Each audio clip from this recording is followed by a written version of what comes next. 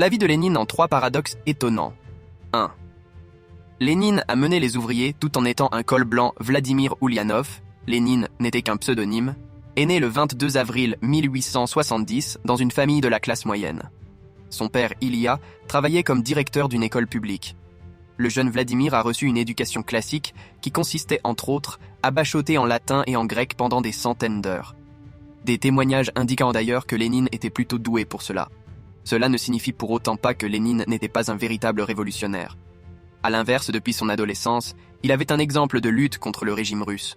Son frère aîné Alexandre, qui avait rejoint un complot visant à assassiner le tsar et avait été exécuté.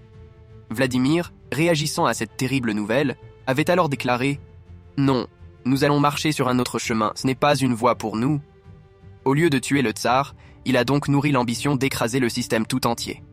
2. Un désir d'union, mais un résultat de division. En 1895, Lénine, vivant à Saint-Pétersbourg, est arrêté et envoyé en exil en Sibérie. À cette époque, il avait déjà avalé tout ce que Marx, Engels et des dizaines d'autres penseurs socialistes avaient écrit sur la lutte des classes et les perspectives de renversement du capitalisme. Lorsque Lénine s'est enfui en Europe en 1900, il était déjà connu comme un philosophe et un orateur de premier plan. En 1902, après le 2e congrès du Parti ouvrier social-démocrate de Russie, POSDR, les socialistes russes se sont en effet scindés en 2 factions. Lénine a pris la tête des bolcheviks, qui souhaitaient un parti de cadres, de révolutionnaires professionnels, et pendant 15 ans, n'a rien fait pour s'unir aux anciens camarades, les mencheviks, qui désiraient quant à eux la création d'un parti des masses ouvert au plus grand nombre. De plus, il enseignait à ses étudiants « Si vous prenez un menchevik à la gorge, étranglez-le jusqu'à ce qu'il cesse de respirer. » Même au sein des bolcheviks, il n'a jamais toléré ceux qui étaient en désaccord avec lui et les évinçait.